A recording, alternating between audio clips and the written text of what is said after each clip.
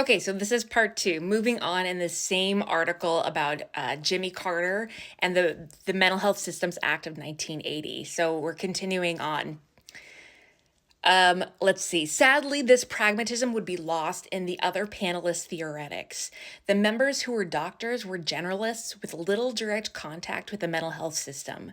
Some of the commission saw mental health issues as solely a product of the environment that could be improved by merely improving housing, education, or employment. There was ideological disagreement as to which community was the most underserved and which needed to be dealt with in what way. As a result of this diverse group makeup and lack of clear understanding as to the full spectrum of potential mental health issues, the Commission employed a definition that focused more on societal issues than any chemical imbalance. The final report was eventually collated and presented to the president. Dr. Bryant trimmed many of the commissioner's comments and personal agendas to bring the document into something manageable. Children, adolescents, and the elderly were all noted as being severely underserved and lacking access to existing services, as were the physically disabled. Additionally, cultural and linguistic barriers needed to be addressed across the many minorities across the country. In 1979, President Carter sent a message to Congress to draft a Mental Health Systems Act. In the House, H.R. 4156 was introduced by Representatives Harley Staggers and Henry Waxman, Democrats of West Virginia and California, respectively, where it went through enough deliberations and changes, even tacking on an amended second piece of legislation entitled H.R. 3986 to add on provisions for the victims of GRAPE. Eventually, an entirely new House bill, H.R. 7299, was introduced by Representative Waxman in 1980, which passed the House by a widely successful margin. In the Senate, Edward Kennedy introduced State Bill 1177 in 1979. Unlike the House bill, it remained largely unchanged until its passing in 1980, again by a wide margin, in this case 93-3.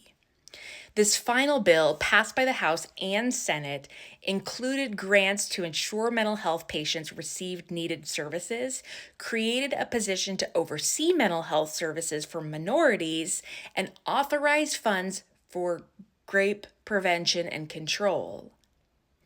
A sticking point had been a Bill of Rights for patients, which was eventually included, but, quote, only after deleting the section penalizing those states that failed to protect the rights of patients, quote. So what this is saying is that this was a essentially bipartisan effort that passed in the Senate and the House that was going to make these widespread mental health changes.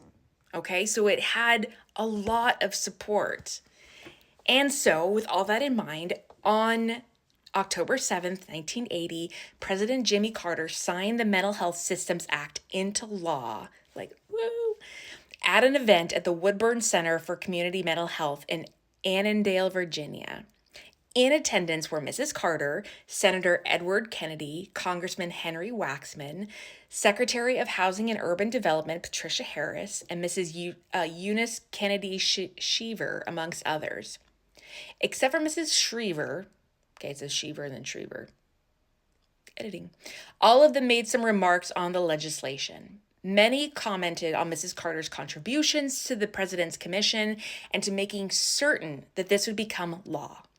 Beyond that, however, it was a continuation of the Community Mental Health Act of 1963, a legacy of John F. Kennedy, continued now by his younger siblings and the Carters, made obvious by the number of parallels drawn in the speeches during the signing. The Mental Health Systems Act placed a special emphasis, quote, on the care and treatment of chronic mental illness to ensure that mental health support and aftercare services are available at the community level, end quote. It allowed for federal grant money for children, adolescents, and the elderly, all target demographics of the Commission. It strengthened services to the poor in both rural and urban center areas. Additionally, there was authorization in place for grants to nonprofit community mental health centers in order to give appropriate levels of mental health care. Oversight was set in place of persons who had to remain inpatient, with the emphasis that it would be in the least restrictive settings possible. When these people were released, they were to be informed of available community-based facilities and programs, with the caveat that these were to be adequately staffed and funded with programs to help provide support.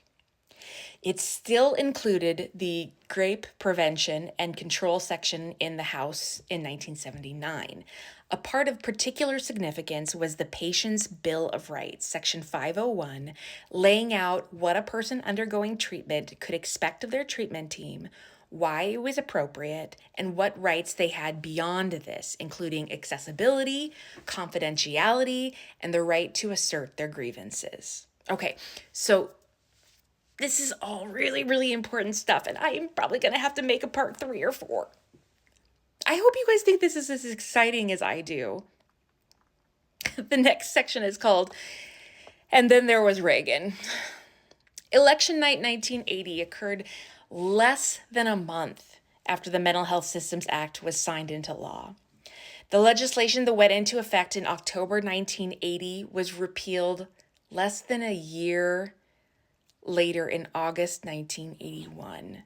By the summer of 1981, the Omnibus Budget Reconciliation Act of 1981 was signed into law by President Ronald Reagan, continuing the controversial trend in denying or disregarding the need for mental health care from his days as governor of California, where there was at least one suicide after the threat of closing, just the threat of closing a facility. President Reagan made cuts from the budget, with mental health being amongst the first to go. I'm going to repeat that. He made cuts from the budget, with mental health being among the first to go. This section is called The Aftermath. It did not take long for the aftermath of President Reagan's changes to become apparent. Patients' rights groups were underfunded and understaffed. Some organizations, some even representing families of the mentally ill, pushed for legislation to make it easier to commit a mental patient involuntarily.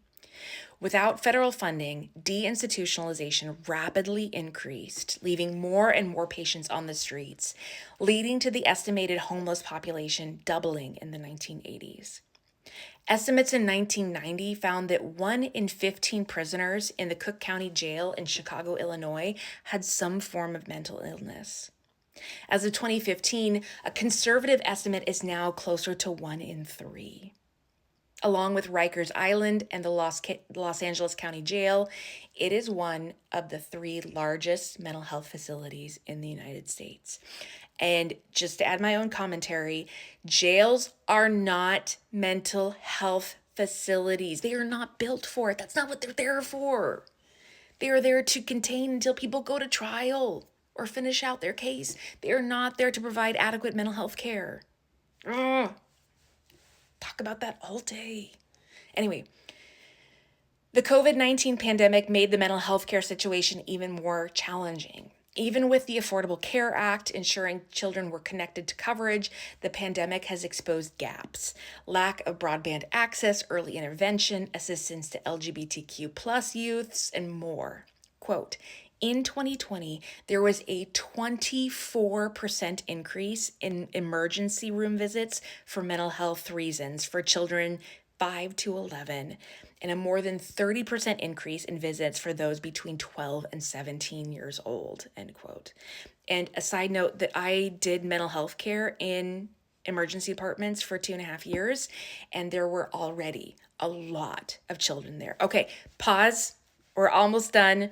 That was part 2. Moving on to part 3 in just a moment. Okay, hang tight.